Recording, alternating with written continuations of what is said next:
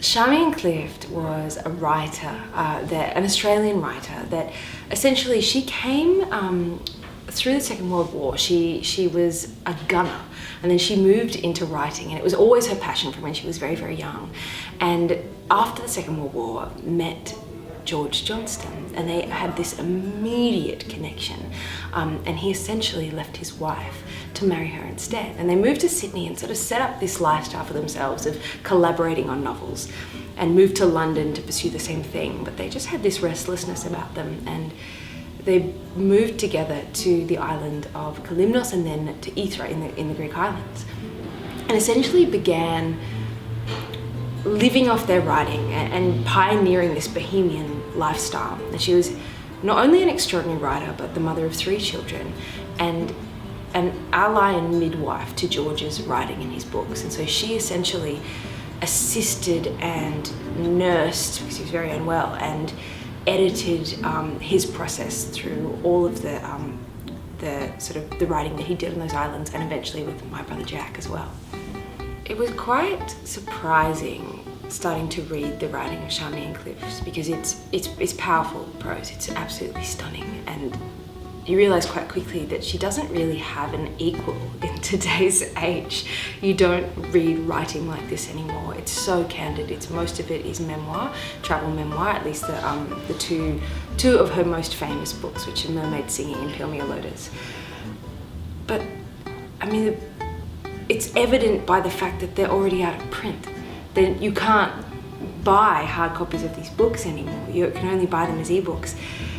The very fact that George's writing, and iconic as it is, has gone on to be reprinted and reprinted, to be texts in schools, to sort of be this great Australian novel and this example of what Australian writing can and should be.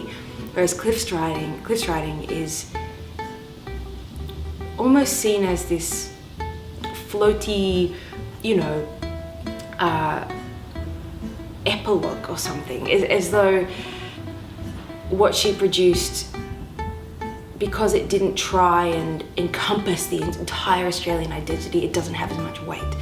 And I personally made the choice when I was preparing for this role to only read her writing.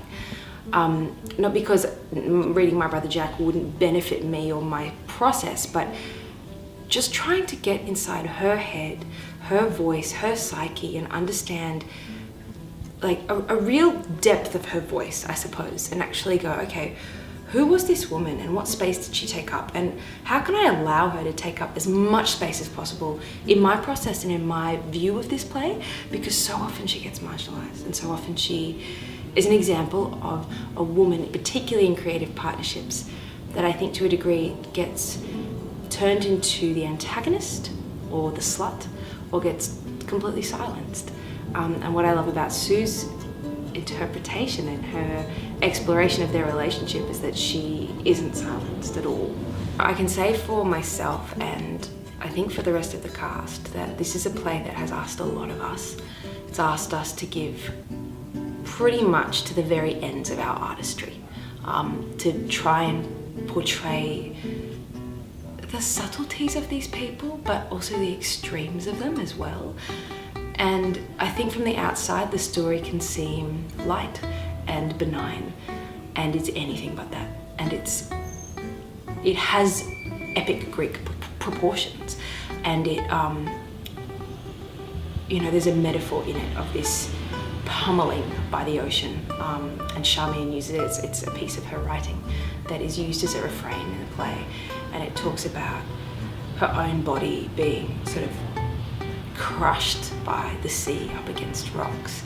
And there's a degree of that experience for an audience, and I really hope that audiences don't shy away from that they bring themselves and their own experiences of both relationships and creativity, and even their own experiences of Charmian and George's writing, and just sort of offer themselves up to the truth of what this story is, and allow that to inform a new perspective on, okay, how does that make me feel about these issues, and about, the burden of parenthood and the wrestle of creativity and the question of